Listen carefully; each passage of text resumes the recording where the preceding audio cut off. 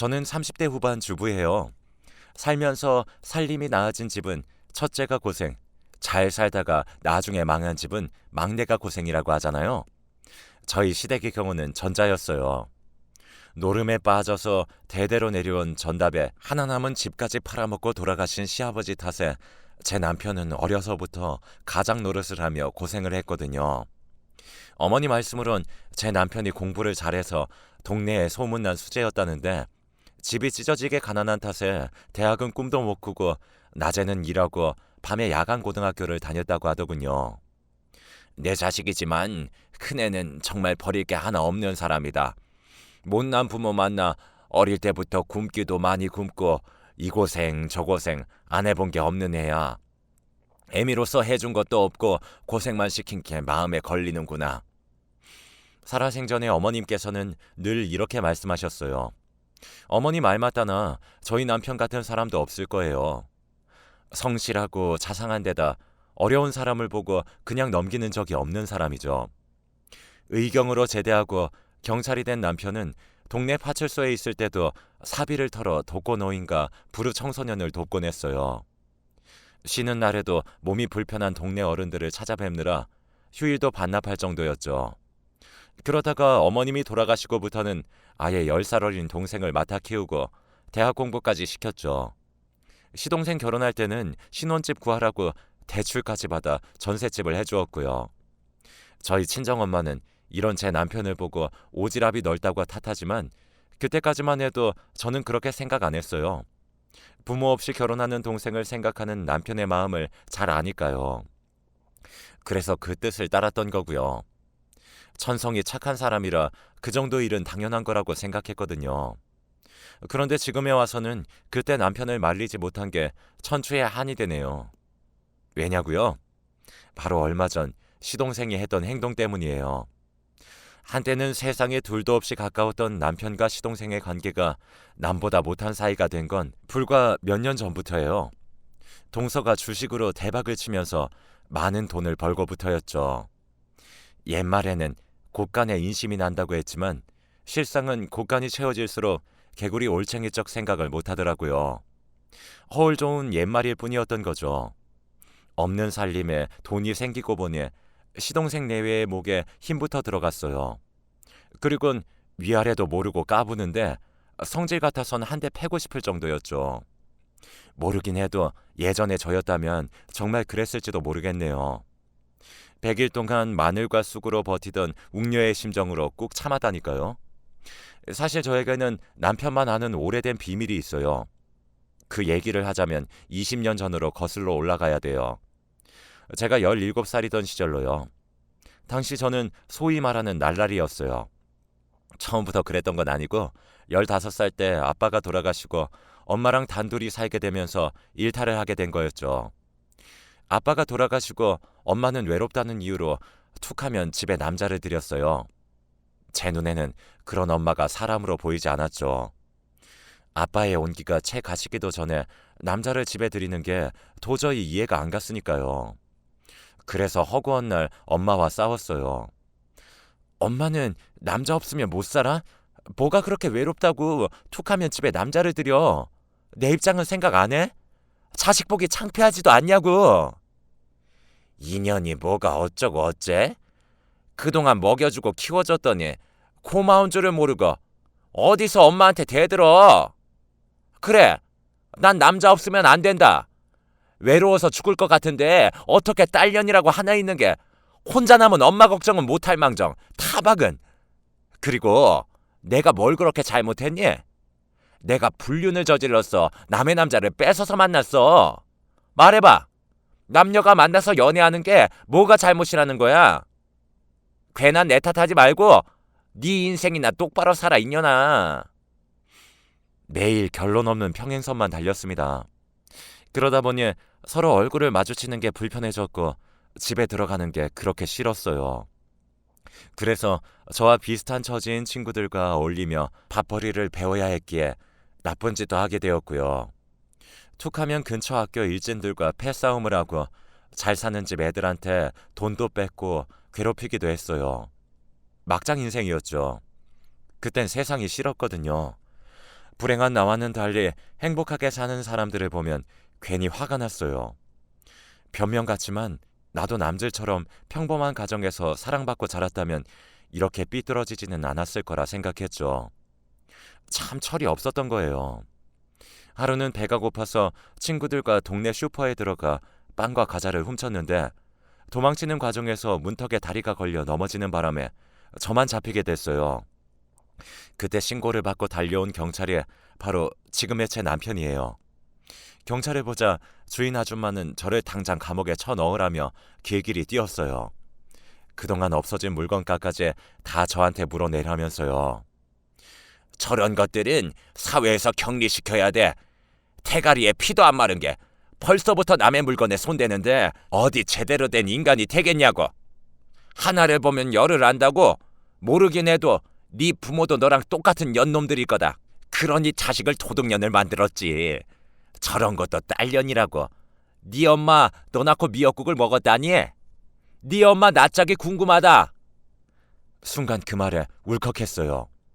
아무리 제가 잘못은 했지만 죄 없는 우리 엄마까지 욕먹으니까 화도 나고 속이 상했거든요. 그때였어요. 얼굴이 빨개진 남편이 소리를 버럭 질렀어요. 아주머니, 말이 너무 심한 거 아닙니까? 아주머니도 자식 키우는 입장이면서 무슨 말을 그렇게 하세요. 이 학생이 돈을 훔친 것도 아니고 빵이랑 과자였어요. 보면 몰라요. 배가 고파서 훔친 거라는 걸. 어른이 돼서는 그 정도 헤아려 줄 아량도 없으세요? 물론 훔친 건 잘못이지만 적어도 얼마나 배가 고팠으면 그랬을까 하는 생각 정도는 하실 수 있는 거잖아요. 그런데 거기다 대고 그런 모욕까지 하셔야 되겠어요? 정말 너무하시네요. 그 말에 주인 아줌마는 더 이상 아무 말도 하지 않았어요. 그리고는 이전에 없어졌던 것까지 다 물어준다면 없던 일로 하겠다고 하더군요. 그리고는 10만 원을 불렀어요. 당장 주머니에 100원짜리 동전 하나 없던 저는 고개만 떨굴 뿐이었죠. 남편은 일단 자기 돈으로 값을 치르고는 저를 데리고 나왔어요. 그때까지 제 머릿속에는 파출소에 도착하면 엄마한테 전화를 할 테고 그럼 엄마 얼굴을 어떻게 보나 그 걱정뿐이었거든요. 그런데 남편이 저를 파출소가 아닌 분식집으로 데리고 가지 뭐예요? 그리고는 김밥과 떡볶이에 순대까지 잔뜩 시켜주었어요. 일단 먹자. 나머지 일은 먹고 나서 해결하자고. 내가 많이 굶어봐서 아는데 배고프면 아무 생각도 안 나. 남편은 제 손에 젓가락을 쥐어주며 다정하게 웃어주었어요. 슈퍼에서 봤을 때 몰랐는데 가까이서 보니 저랑 나이 차이도 얼마 안 나는 젊은 오빠더라고요. 그런데도 행동은 나이 든 어른들보다 더 어른 같았더라니까요. 저희 엄마나 슈퍼 아줌마보다 더요. 딱히 사건 접수된 것도 아니고 슈퍼 주인 아줌마가 돈도 다 돌려받아서 더는 문제 삼지 않겠다고 한 덕분에 저는 파출소 소장님한테 훈계를 듣는 걸로 그날의 사건은 일단락 되었어요. 하지만 제가 미성년자였기 때문에 보호자한테 인계를 해야 해서 부득이 엄마가 파출소에 와야 했죠. 화려한 화장과 옷차림의 엄마는 남자와 함께 파출소로 들어왔습니다. 그리고는 다짜고짜 제 뺨을 쳤죠. 차라리 죽어라 이년아. 네 애미 잡아먹으려고 곡하니? 지금 이런 걸 딸년이라고 키워낸 내가 이러고 사는 내 인생이 불쌍하다. 경찰 아저씨, 차라리 저거 깜빵에 넣어주세요. 제 꼴도 보기 싫으니까. 이러고 살 거면 차라리 네 아빠 죽을 때 같이 죽지 그랬어. 그랬으면 나라도 홀가분하게 살았을 텐데. 피 한 방울 안 섞인 경찰도 빵을 훔친 제가 배고팠을 걸 먼저 생각하는데 날 낳아준 엄마는 그렇지 않았어요. 오직 당신 생각뿐이었죠. 저는 그 앞에서 고개를 푹 숙인 채 눈물만 뚝뚝 흘리고 있었어요. 그런 저를 물끄러미 바라보던 남편은 제게 다가와 조용히 그러더군요. 언제든 배고프면 파출소로 오라고요. 누가 그러더라고요. 인간에게 가장 큰 상처를 주는 건 인간이지만 인간을 구원하는 것도 바로 인간이라고요. 그날 저는 미래의 제 남편한테 구원을 받았던 것 같아요. 날 생각해주는 사람을 생각해서라도 다시는 그런 일로 파출소에 드나들지 않겠다고 결심했거든요. 나쁜 짓도 끊고 제대로 살아서 멋있게 이 남자 앞에 다시 서겠다고요. 목표가 생기니 뭔가를 해야겠다는 의욕도 솟구치더라고요. 그래서 그동안 놓았던 공부를 다시 열심히 하고 착실한 학생이 되었어요. 힘들 때는 파출소로 찾아가 멀리서 남편을 지켜보다 오곤 했고요. 내 인생에서 가장 치열하게 공부했던 고3 시절이 지나고 저는 서울에 있는 여대에 합격을 했어요. 명문대는 아니었지만 불과 1년 반 전까지만 해도 모두가 포기했던 날라리가 서울 4년제 대학에 합격했다는 건 기적에 가까운 일이었죠. 담임도 엄마도 반 애들도 놀랄 정도였죠. 대학 합격 소식을 접한 저는 바로 파출소로 달려갔어요. 그리고 남편한테 당당히 고백했어요. 아저씨, 저 4년만 기다려주세요. 대학 졸업하면 그땐 저랑 사귀자고요. 그러니까 그때까지는 절대로 다른 여자랑 결혼하면 안 돼요. 밑도 끝도 없는 제 말에 남편은 당황하더라고요. 그도 그럴 것이 남편은 저를 기억하지 못했거든요. 하지만 당돌한 여고생의 프로포즈에 남편은 수줍은 얼굴로 말이라도 고맙다고 해주더군요. 저는 100% 진심이었는데 말이죠. 제가 창피한 것도 불구하고 몇 년 전 근처 슈퍼에서 빵 훔치다 걸린 애라고 제 과거를 설명하자 한참 뒤에야 남편과 파출소 사람들은 저를 알아보고는 대학 입학을 축하해 주었어요. 그날 이후 저는 종종 파출소에 들려 내 남자가 잘 지내나 확인을 하곤 했어요. 혹시 주변에 여자가 꼬이지는 않을까 전전긍긍하면서요. 어느새 파출소 사람들은 그런 저를 재수씨라고 불러주었고요. 그럴 때마다 남편은 귀까지 빨개져서는 도망을 쳤지만요. 10번 찍어 안 넘어가는 나무 없다고 제가 2년 넘게 찾아가다 보니 남편도 조금씩 제게 마음을 열어주었어요.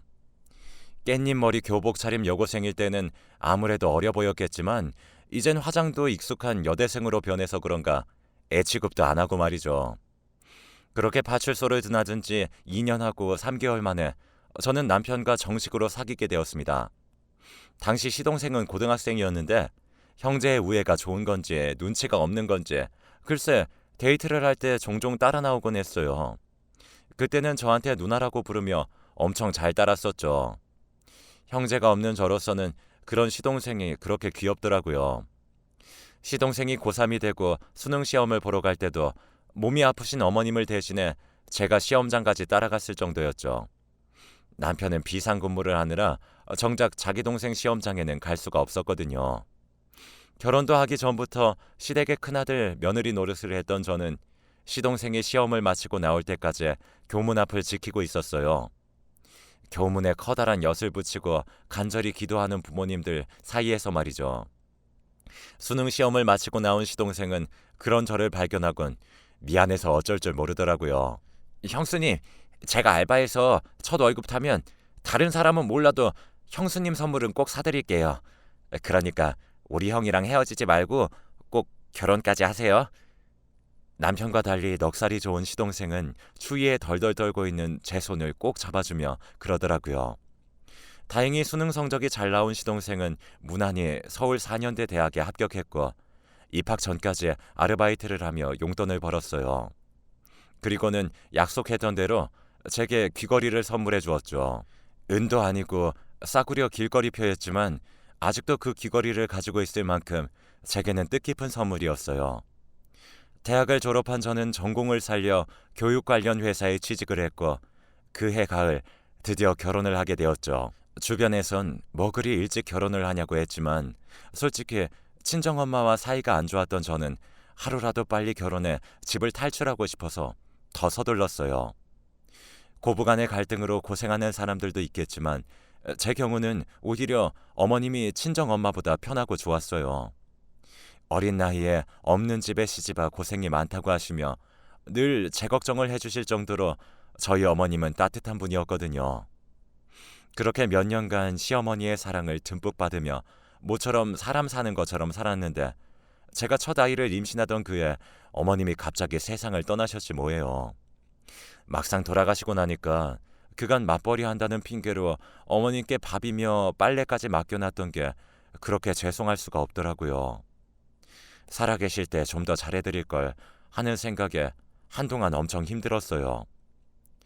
든 자리는 몰라도 난 자리는 티가 난다고 어머님의 빈자리는 무척 크게 느껴지더라고요. 남편은 남편대로 가장으로서 어머님의 빈자리를 채우려고 저보다 더 노력하는 것 같았어요. 특히 아직 대학생인 시동생한테요. 그런 마음을 잘 아는 시동생도 형한테 부담 지우지 않으려고 학과 공부도 알바도 열심히 하더라고요. 그런 모습이 참 기특했어요. 그렇게 한 몇 년간은 우애 깊은 형제 사이에서 저는 평범한 결혼 생활을 이어갈 수 있었어요. 한때 놀던 아이였던 흔적은 깨끗이 지운 채 말이죠. 거기다 남편이 근무지를 옮겨서 더더욱 제 과거를 아는 사람이 없었죠. 그 사이 군대도 다녀오고 대학까지 졸업한 시동생은 의료기기를 취급하는 중소기업에 취직해 직장 생활을 했어요. 거기서 경리과 직원이던 동서를 만나 결혼을 하게 되었고요. 둘 다 사회생활을 막 시작한 시점이라 모아놓은 돈도 없었지만 속도 위반을 하는 바람에 서둘러야 했어요. 그래서 시동생 집은 우리가 마련해줘야 했죠. 남편도 그렇지만 저 역시 시동생과는 친형제처럼 살았던지라 그땐 당연한 일이라고 생각했어요. 그래서 오히려 제가 나서서 은행 대출을 알아봤었죠. 동서 친정도 형편이 좋지 않아서 결혼 준비도 저희 집에서 거의 도맡아 해주었습니다. 동서가 출산할 때도 마찬가지였고요. 그래도 그땐 아깝다는 생각은 전혀 없었어요. 그러다 3년 전쯤인가 한창 주식 붐이 불었을 때 동서가 적금 탄 돈으로 시동생 몰래 주식에 투자를 했었던가 봐요. 그런데 그게 엄청 대박이 나서 글쎄 아파트 한 채 값을 벌었지 뭐예요. 상황이 그렇다 보니 이후에는 시동생 부부가 둘 다 주식에 맛을 들여 공격적으로 투자를 하기 시작했죠. 그리고는 2년도 안 돼 수십억 자산을 손에 쥐게 된 거예요. 그게 불행의 시작이었죠. 돈이 좀 생기자 시동생과 동서는 둘 다 회사를 그만두고 집에서 본격적으로 주식 투자를 하기 시작했어요. 주식에 빠져본 분들은 아실 거예요. 이게 사람이 할 짓이 아니거든요. 매일 모니터에 그래프를 띄워놓고 모든 생활을 그 앞에서 하더라고요. 장이 마감되면 그제야 잡고 다음날 장이 서면 다시 모니터 앞에서 죽치고 살고 문제는 육아였죠. 아무리 돈도 좋다지만 그래도 자식은 제대로 돌봐야 하는데 둘 다 애는 뒷전이고 주식에만 빠져 살더라고요. 한 번은 김치를 전해주러 집에 갔는데 애가 곰팡이가 핀 빵을 뜯어먹고 있지 뭐예요. 제가 달려들어 빵을 뺏고는 동서를 불렀어요. 동서, 주식 투자도 좋지만 아니 밥은 제대로 챙겨줘야지. 하마터면 곰팡이 빵을 먹을 뻔했잖아. 애 밥은 제대로 먹이고 있는 거야? 그랬더니 글쎄 제품에 안긴 애를 빼앗아가면서 그러지 뭐예요. 형님이 뭔데 나한테 훈계해요? 시어머니도 아니면서 남이사 애한테 빵을 먹이든 밥을 먹이든 신경 끄라고요. 자기가 애가 없으니까 괜히 남의 애한테 엄마 노릇을 하려고 들어. 동서의 말에 순간 눈물이 핑 돌았어요. 사실 저는 몇 년 전에 불임 판정을 받았거든요. 안 그래도 아이 얘기만 나오면 죄인이 되는데 그걸 잘하는 동서가 저의 가장 아픈 부분을 쿡 찌르지 뭐예요. 서운하더라고요. 지금껏 뭘 바라고 자기들한테 잘해준 건 아니지만 그래도 이런 식으로 저에게 비수를 꽂을 줄은 몰랐어요. 그래서 더 말 않고 집으로 돌아왔어요. 그런데 그날 이후 사과 전화도 한 통 없더라고요. 괘씸해서 이후로는 저도 김치고 반찬이고 일절 안 해줬어요. 그런데 시동생네한테 이런 대접을 받은 게 저뿐만이 아니더라고요. 시동생도 저희 남편한테 점점 함부로 굴기 시작한 거예요. 형, 언제까지 경찰이나 하고 살 거야? 고졸 경찰은 승진도 어렵다는데 그냥 이참에 경찰 그만두고 딴 일 찾는 게 낫지 않겠어? 형 나이도 있는데 더 늦으면 이직도 힘들어. 정 일자리 없으면 내가 한번 자리 알아봐 줄까? 돈 좀 있다고 거들먹거리며 자기 형한테 하는 꼴이 어찌나 꼴사납던지 정말 주먹이 부르르 떨리더라고요. 그래서 제가 나서서 한마디 했죠. 도련님, 형한테 그게 무슨 말이에요? 경찰이 뭐 어때서요? 지금껏 이이가 경찰에서 번 돈으로 도련님 대학도 보내고 장가도 보냈어요. 받을 때는 말 없더니 돈 좀 번다고 형 무시하는 거예요. 뭐예요? 한 번만 더 이이 앞에서 그딴 소리 하면 저 정말 가만 안 있어요. 형수, 여기서 그 얘기가 왜 나와요? 등록금이랑 전셋집 해준 거 돌려달라 그 뜻이에요? 참 치사하게. 알았어요. 그깟 또 얼마나 한다고? 내가 2배, 아니 3배 쳐서 드릴게요. 그럼 됐죠? 더러워서 정말. 시동생은 오히려 자기가 더 화를 내고는 밥을 먹다 말고 집으로 돌아갔어요. 아, 내 친동생 같았으면 당장 멱살을 잡아서 내동댕이 쳤을 텐데 시동생이라 그러지 못한 게 억울해서 한숨만 푹 쉬고 있었는데 남편이 조용히 수저를 놓고 일어났어요. 그리고는 안방으로 들어가더군요. 그런 남편의 뒷모습을 보니 어찌나 가슴이 아프던지 저 사람이 말은 안 해도 지금 심정이 어떨지는 누구보다 잘 알겠더라고요. 그날 이후 시동생 부부는 저희 집에 발걸음을 뚝 끊었습니다. 기대도 안 했지만 2배, 3배 주겠다던 돈도 감감무소식이었고요. 그러던 어느 날이었어요.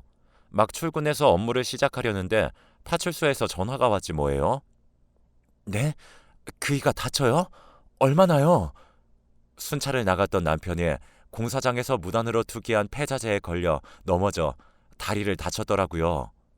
남편은 한사코 집에 연락하지 말라고 했지만 상처가 심해서 병원에 입원을 해야 해서 연락을 했던 거죠. 저는 회사에 월차를 내고 병원으로 달려갔어요. 도착해보니 응급수술을 해야 한다며 수술 동의서에 사인을 하라고 하더라고요. 남편을 수술실에 들여보내놓고 그 앞에서 한참을 울었어요. 수술을 해도 다리 상태가 예전처럼 돌아오지 못할 거라고 했거든요. 아직 40대 중반인데 다리를 절게 될 거라니 눈앞이 캄캄하더라고요.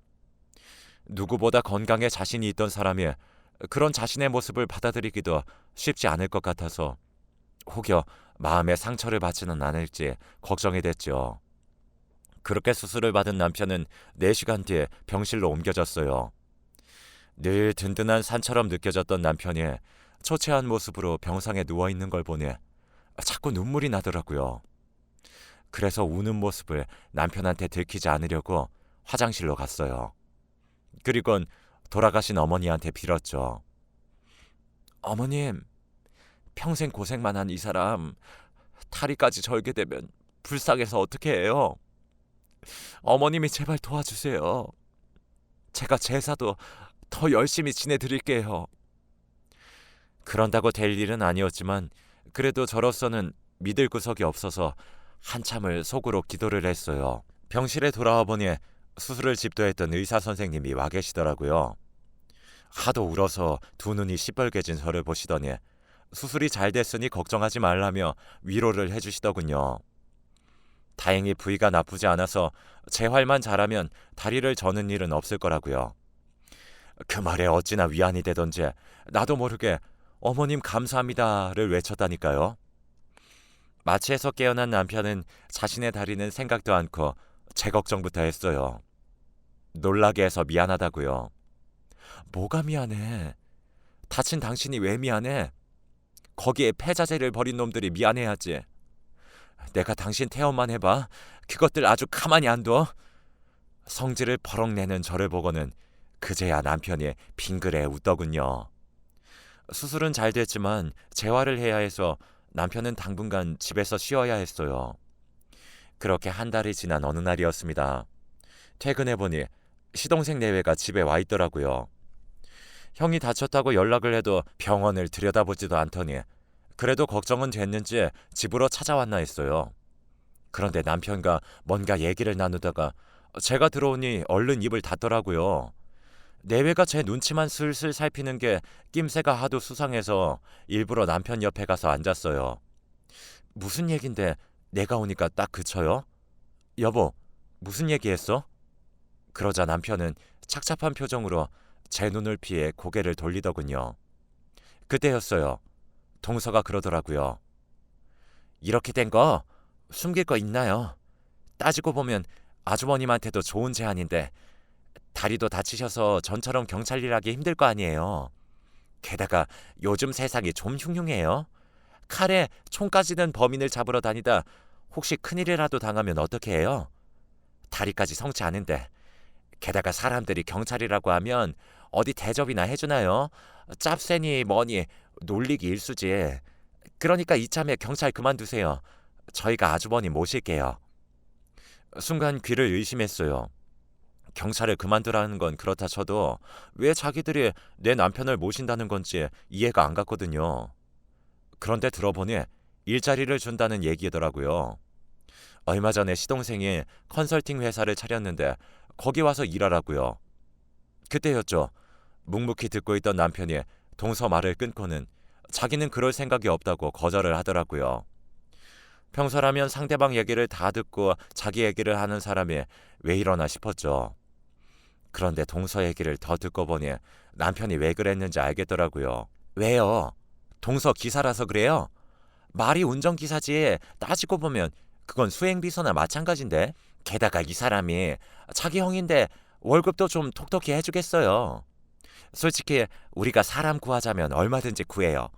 그래도 아주버님한테 맡기려는 건 그간 우리한테 해준 것도 있고 다리까지 그렇게 된 마당에 온전히 경찰 일을 할까 싶어 그런 거라고요.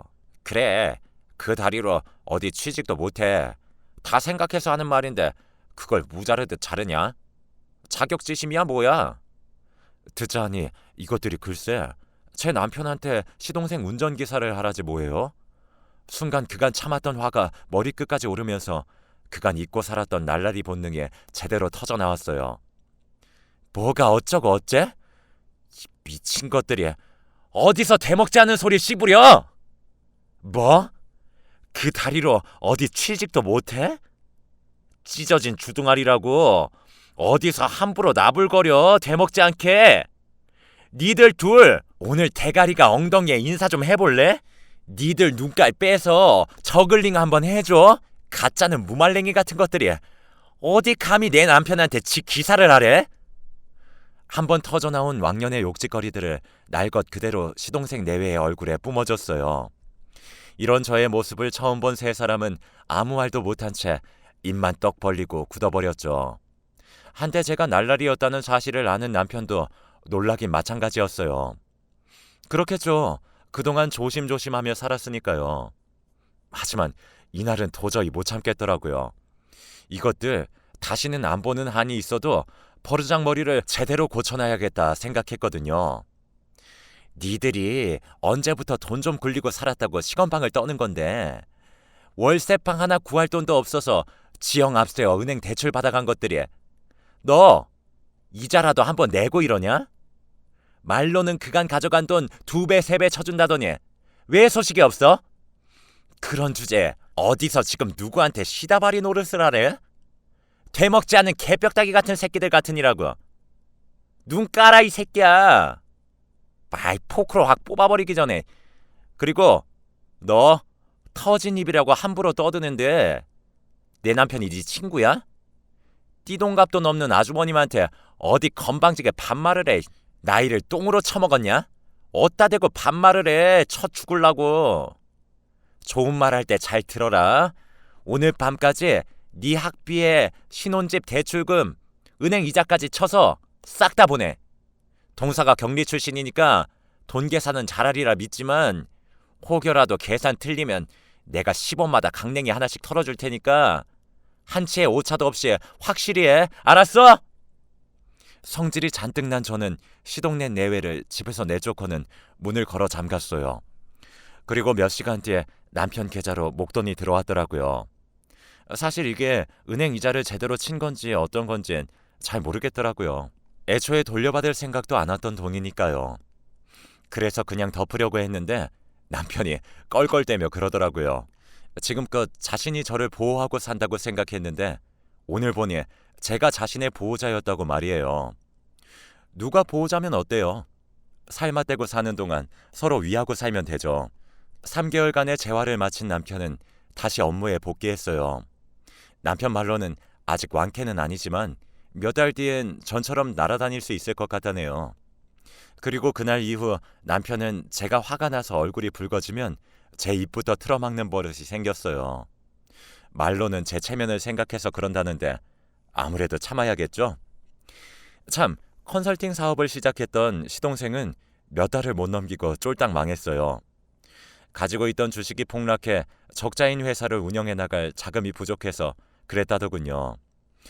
화무 11홍이라고 부귀와 권세가 영원하지 않다는 건 몰랐던 거죠. 그래서 다들 하루하루 열심히 일하며 사는 거 아니겠어요? 하루하루 열심히 살아가는 여러분들께 좋은 기운들이 가득하길 바랍니다. 지금까지 제 사연 들어주셔서 감사드려요. 건강하세요.